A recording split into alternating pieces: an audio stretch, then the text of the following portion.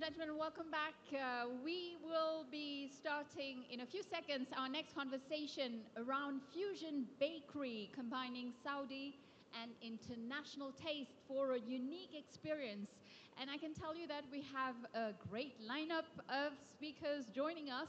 So I hope you will be joining us on stage one, because this is going to be something a little bit different. We already have some sweets here on the table. Maybe if we're lucky, we'll be able to taste some later on.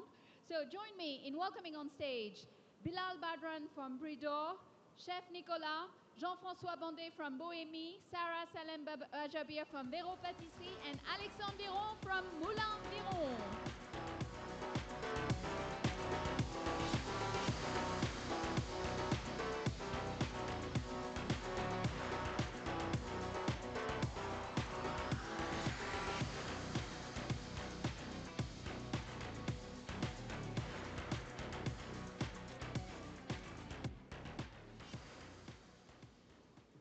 This is great. Actually I've been doing this yesterday and the day after. It's been 3 days. So this is the only panel that I will not be able to focus, because you're putting food on the table. It's very hard to concentrate. I don't know for you guys, but for me it's difficult. So bear with me. All right. So this conversation around fusion pastry. I think before we dive in and speak about fusion, I would like to turn to each of you just very briefly, tell us who you are, what you're doing, and then we dive in. Maybe I will start with Sarah. Just a quick word. You have hand mics. Take your mics so that we can hear you properly. Just a quick word about Chef Sarah. A few words about yourself. I am pastry and bakery chef. I was in this business for around 15 years. I start with wedding cake before, and now I cover pastry and bakery and cuisine. I have my certificate from France, diploma from France for three of them, and from UK, the pastry and bakery also, and wedding cake. Fantastic, Chef Sarah. We will talk about that later on. Jean-François, maybe a quick word about yourself and Bohémie. Yes, thank you. So I'm Jean-François Bandé. I'm the founder and CEO of Bohémie. Bohémie, we started in France 6 years ago with the first bakery in the middle of Paris. And now at the end of the year, we will have around 10 bakeries in the world.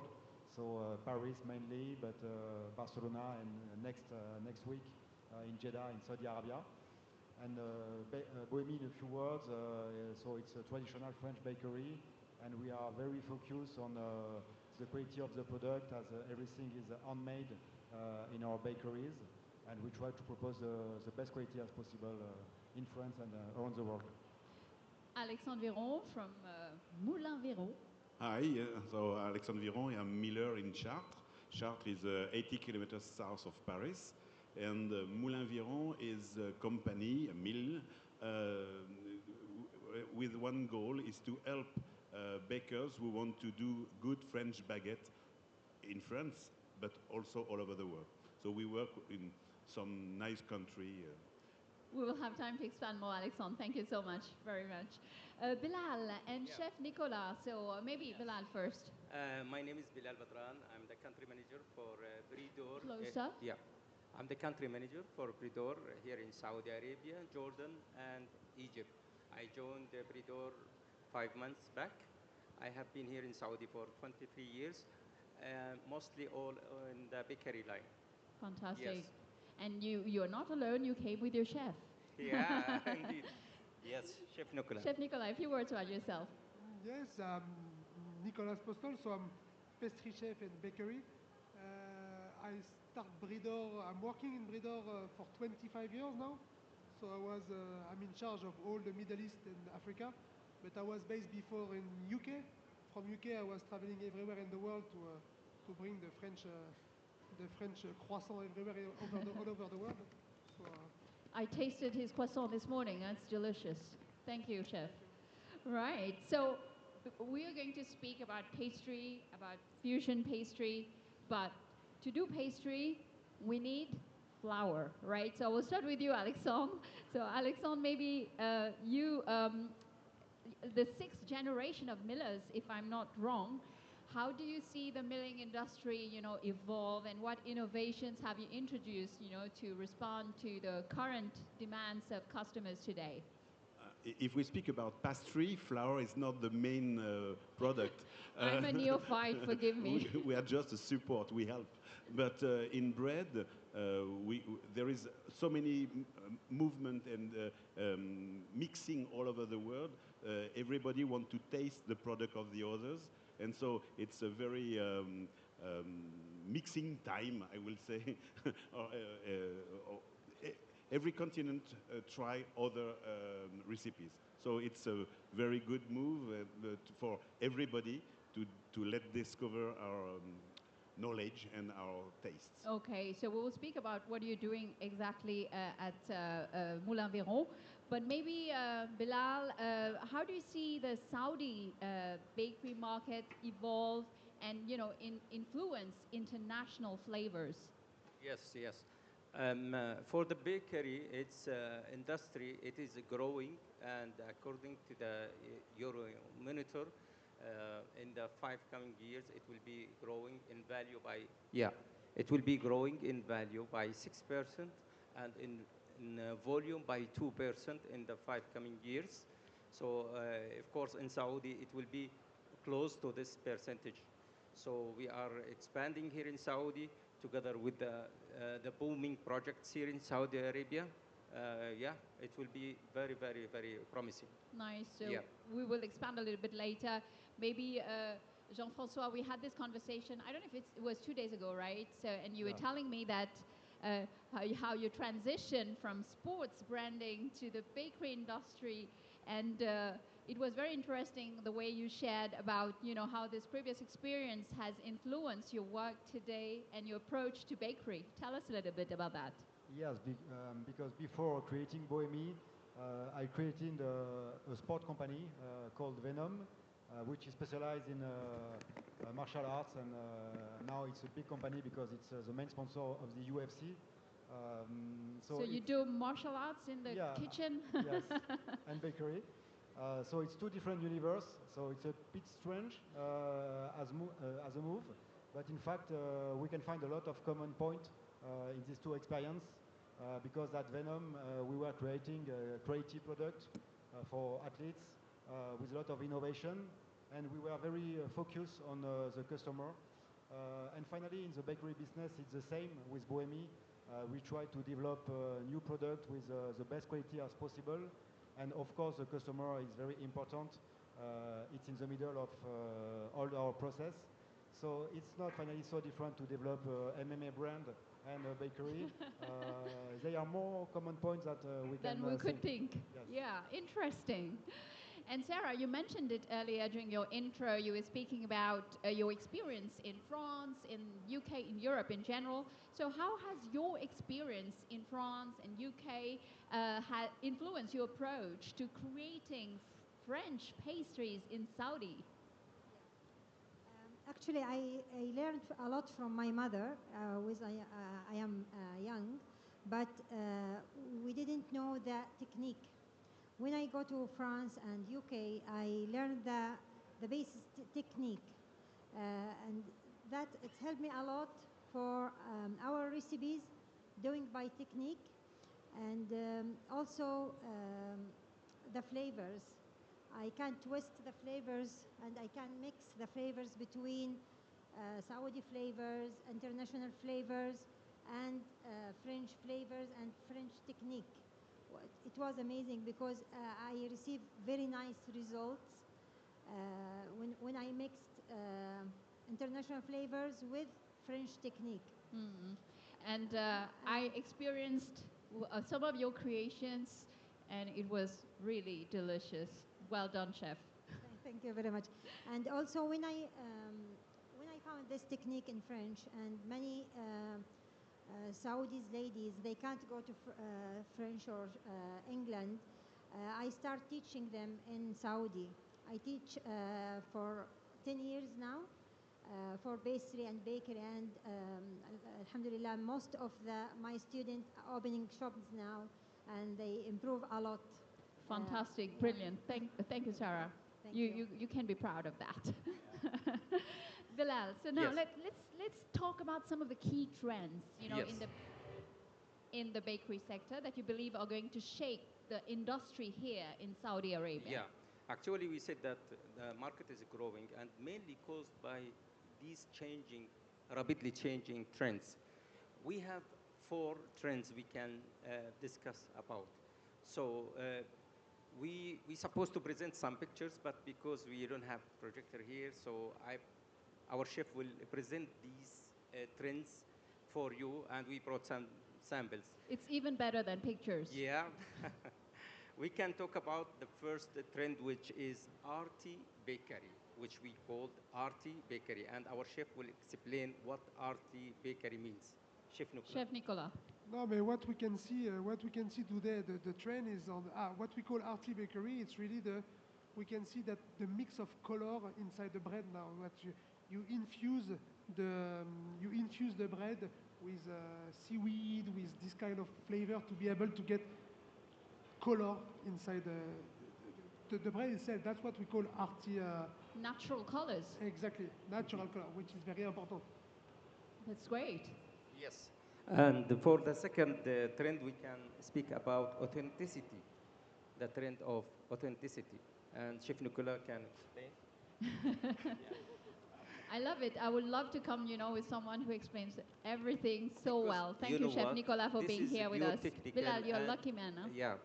He's 25 years in Bridor, and he's very, very professional in our items. Yes. So I had this privilege. No, you did the right thing. Yeah. No pressure, no pressure. No pressure, Chef Nicolas. Tell us more about No, authenticity. but I think authenticity, everywhere you go in the world, people want to see, want to eat, natural product or product which is made either, for croissant, you expect a croissant made in France. In general, croissant is French, so you want croissant made in France. As Bridor, we'll do the croissant in Brittany, in France, but the result, the dough, everything will be made in France, and you can have a French product anywhere in the world, which sometimes is complicated to get the proper raw ingredient in every region of the world.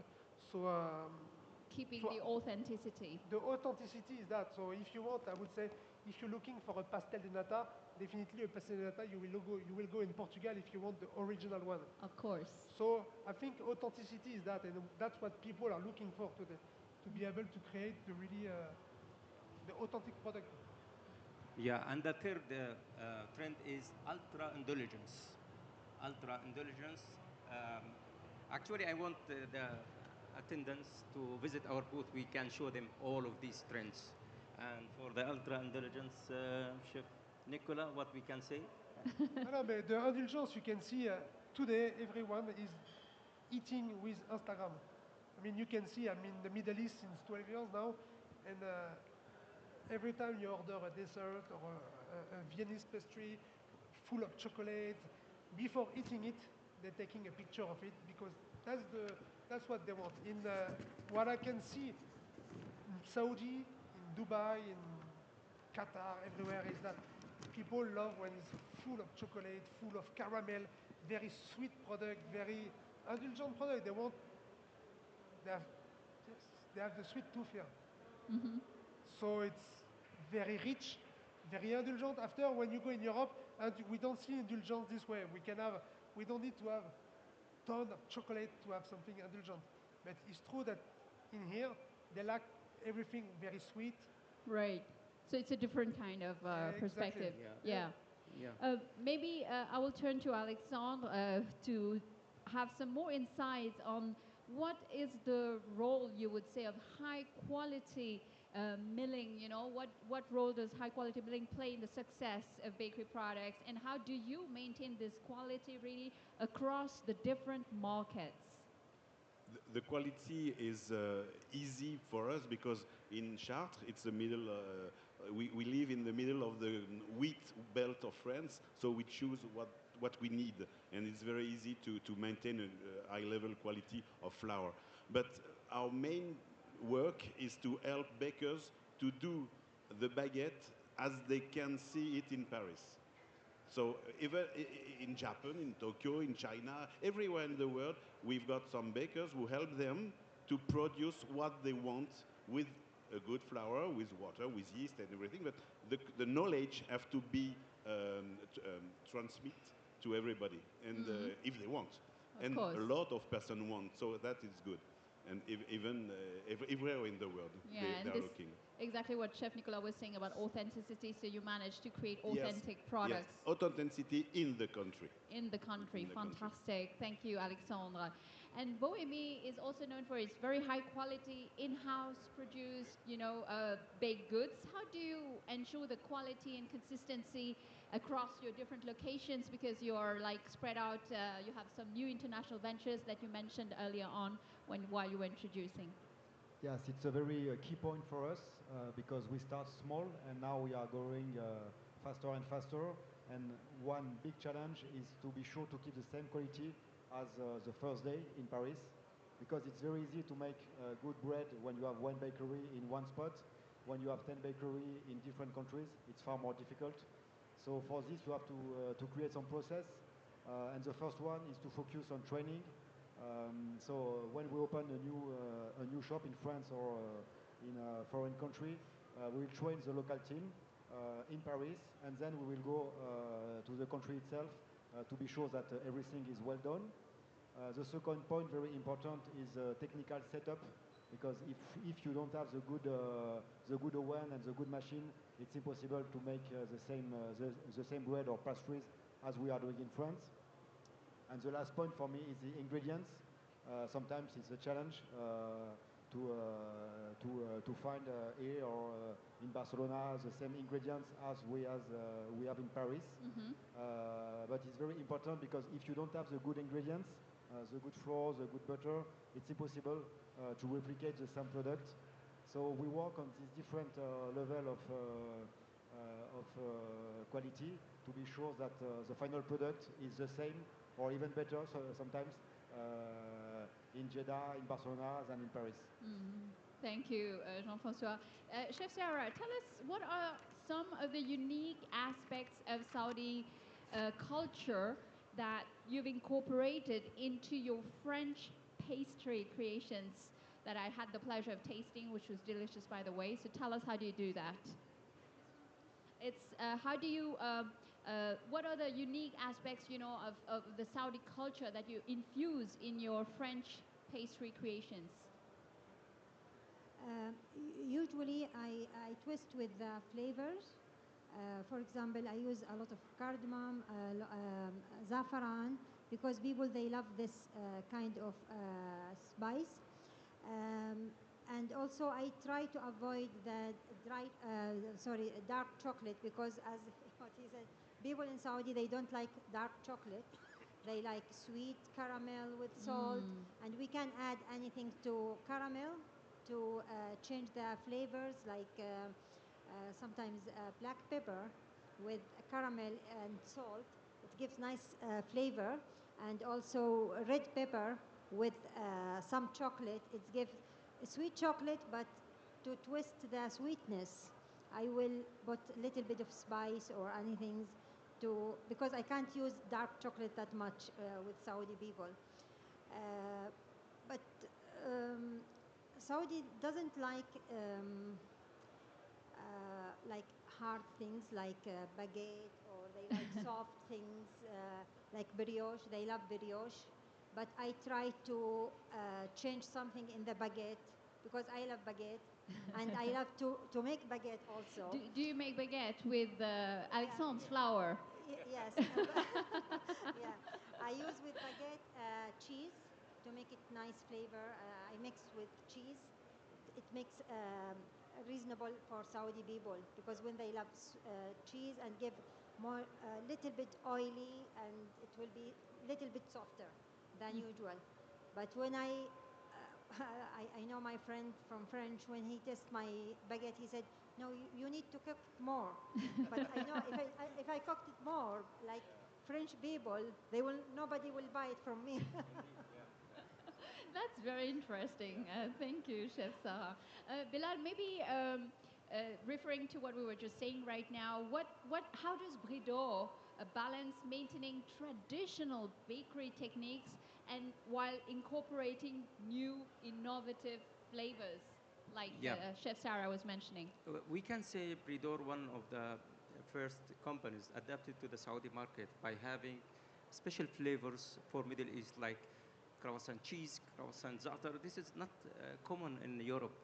So Bridor adapted this concept, and Alhamdulillah, we succeeded in this category, and we are growing in having new initiatives in this direction based on the market need. All right. Yes. And Chef Nicola, you were mentioning something earlier. You were mentioning that you integrated some like natural ingredients to change the color. And are there any other examples with the Saudi culture that you know, when you're creating, that you're infusing into your products? At Bridor, we have chefs. We have chefs a bit everywhere in the world. That's why we are able to develop product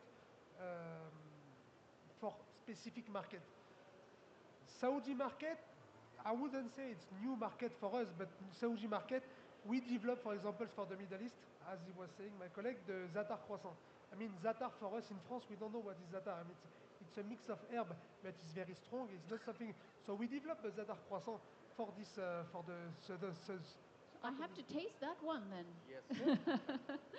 And then we develop as well the cheese croissant.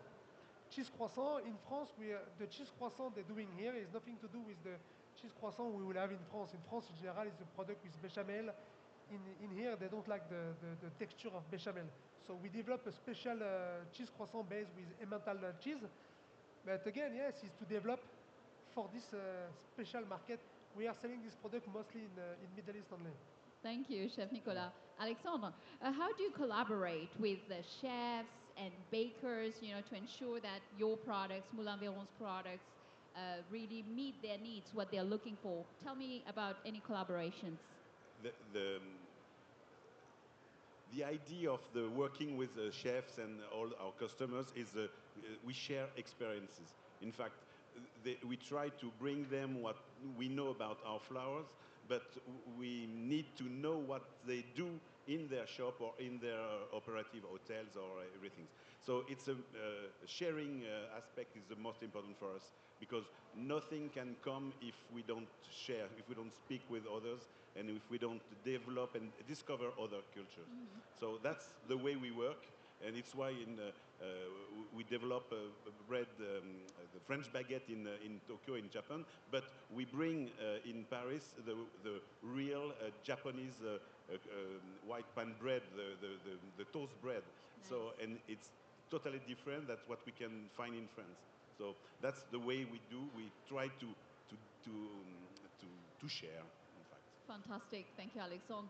And Jean-François, maybe you mentioned it a little bit earlier, your new venture in Jeddah.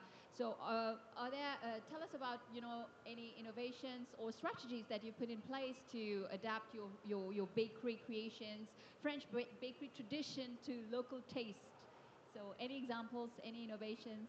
Yes, when we develop a new country like Saudi Arabia, we don't want to do just copy and paste of what we are doing in Paris. Because what you're doing in Barcelona, you don't do it in Jeddah, yes, obviously. Yes, because it's different market and it's not so exciting for us to do the same.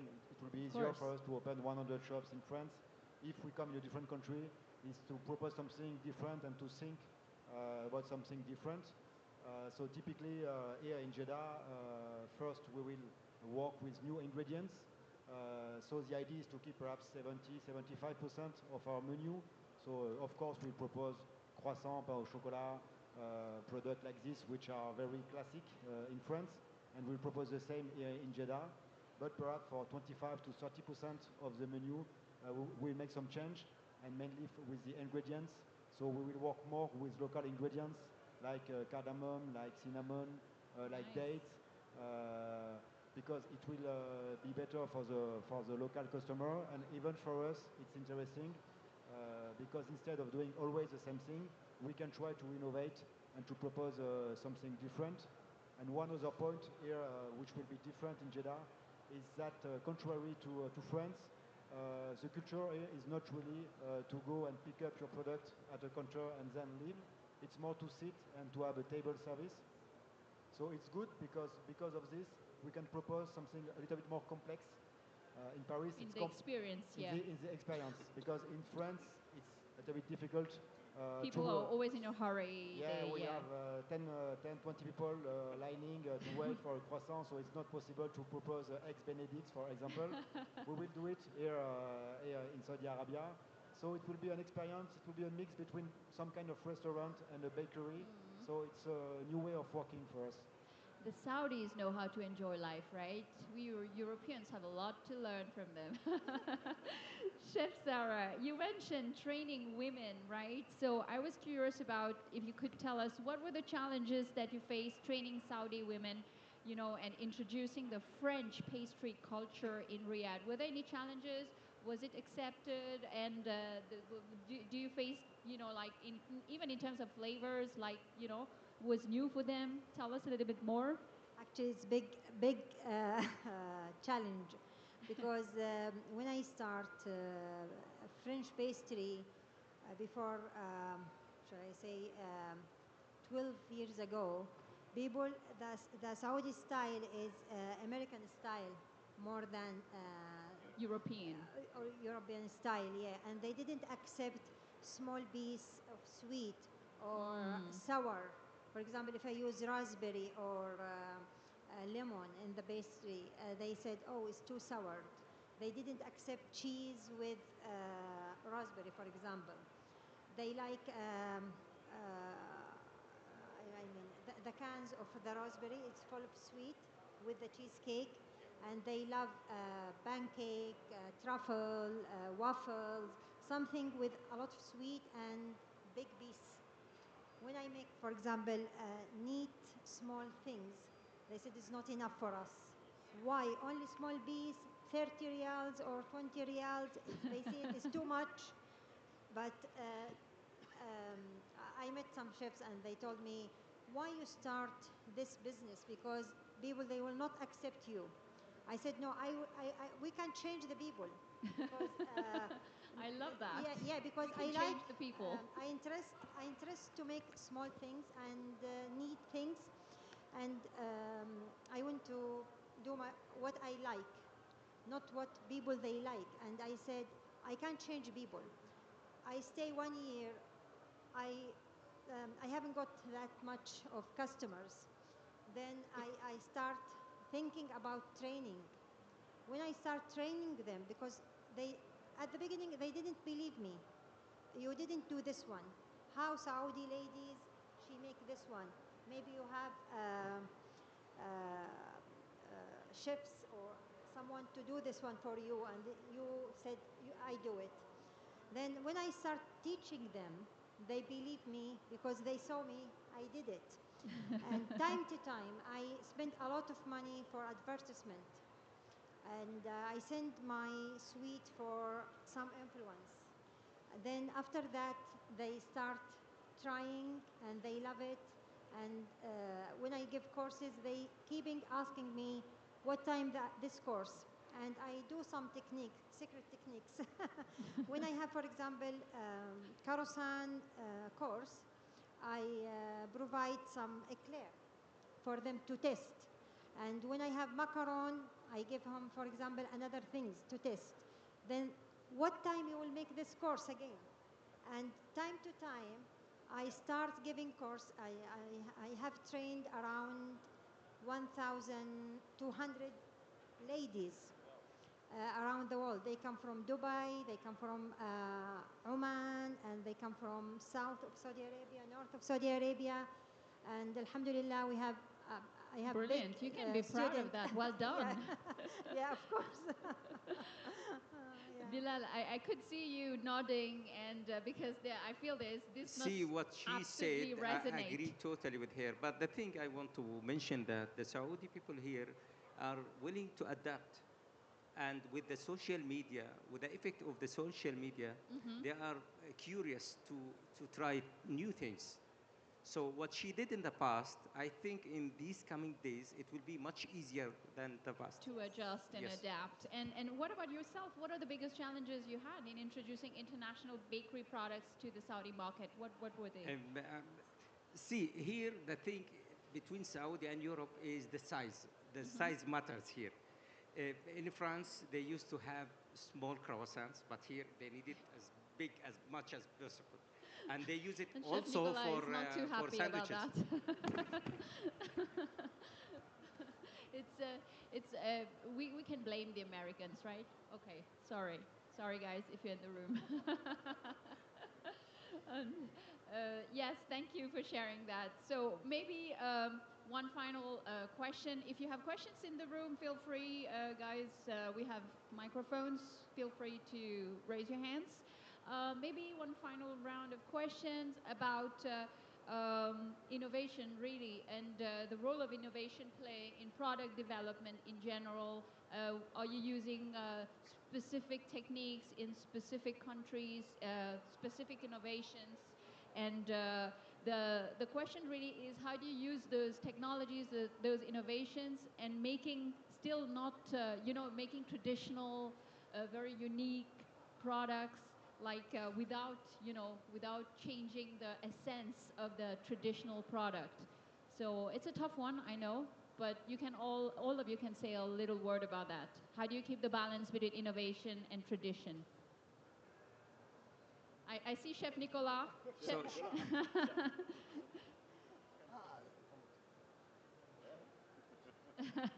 It's a tough one, I said, yeah. No, I mean, like for example, I bring those one, okay? It's a croissant which I bake with a waffle machine. That's what they call the croffle. So it's become, you were talking earlier about trends, it's become trendy.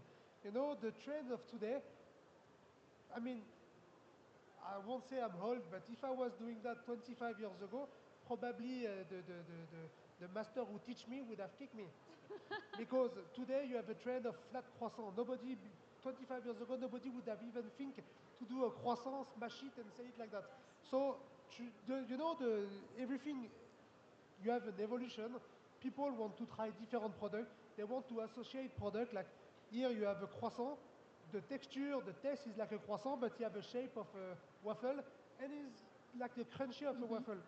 Why not? I mean, we are here to try to help, and I think I will finish with what my colleague Alexandre was saying earlier. Is we are here to share the bakery culture of the world. We are everywhere. We are going all over the world, and we pick idea. We see different things all over, and we try to adapt it to our market or to different markets. I think that is the. Alexandre, you agree? Yeah. I agree, yes. Because, and there is something very important. It's very special to do that, especially in the mind. Yeah, as you say, your teacher will kick your ass, yes, for sure. but to do that, it's very important to know how to do the regular croissant. In fact, without that base, and we need the formation, we need schools, we need the training, we need to be able to help young person to know how to do the real product and then to develop something else. In fact, it's not so easy, from my point of view, it's not so easy to do something like that. If you put only dough and you do it, it's okay, it will be the same shape, but not the same taste. It's not going to work. Everything. So my innovation is okay as far as we've got the knowledge and the basis of the knowledge. Well, so very important. Sarah, you were laughing at one point, so you completely agree? Yes, because when he talking about flat croissant, many customers they asking me for flat croissant, but I can't. I said I spend hours to elimination the dough. Then within 5 minutes I press it. I feel guilty, to be honest, to do this one. And I did it one, but I said, oh my goodness, no, this is not Sarah, not Vero pastry shop. And regarding the flavors, my chefs is laughing, my helper, because they asking me, I said, no, sorry, I can't follow what people they like all the time. Even for the flavors, because my pastry shop, it's French pastry shop. And I can't change, for example, flan. When I make flan, people they asking me to make it in Saudi flavor. I said no. This is very classic French pastry. I want to keep the classic things. Yeah. I can't change inside the flavor of the chocolate, the bonbon, flavor for filling of eclair. but I don't like to change anything or Right. any resize for the basic things. And also for the baguette, they asking me to use another type of a flour to make it softer. Like instead Absolutely. of T65, you can use another type of flour to make it softer. I said, no, this is the original things. Why I Right. change? Like if I don't like people to change in my culture, for example, the how to cook for the rice or the way to cook anything, I don't change anything in the pastry. In the basic technique, I will follow the basic technique because it's like between brackets, yeah, it's they spend the French people they spend a lot of time to build this technique. Why I between 2 days I will change everything and the social media Absolutely, yeah. it will change. I try to stick with something, and I change the things. It doesn't affect the people. They build it through years and years. Jean-François, Bilal, the balance between tradition, innovation. So this must resonate what you've just heard, Chef Nicolas, Alexandre, and Sarah, I'm sure. Yes, I totally agree. We have to find the good balance between respect of tradition and innovation, because bakery is a living universe, so you can't make the same product for 100 years. But on the opposite, I think you have to respect the product and you have to know why you are doing an innovation. If you are doing an innovation just for Instagram, I think you can have a result like the flat croissant, which for me, has no interest in terms of taste, of experience. So it's just to have something fun and great on Instagram. But for me, it's not so interesting. Last year, we had a big success in France with the New York roll. We were the first to introduce this croissant, which is like a cylinder and with insert inside. It was a huge success. I think we did something like 20 million views on Instagram. But when you taste it, it's very good. And it's like a croissant, but with a nice insert inside with praline, with vanilla. So it's something great. But if you are doing only something just for TikTok or for Instagram, I think the risk is to lose the authenticity of the French bakery. I think maybe quick word, Bilal, and then we close. Yeah? But you seem to agree. See, what he mentioned is right. We need to maintain the basics. Whenever we make innovations, we don't have to forget what we developed in the beginning, because this is the basics that we always return to. Innovations could be for limited time, could be changing in the future, but at the end of the day, basics are basics. All right.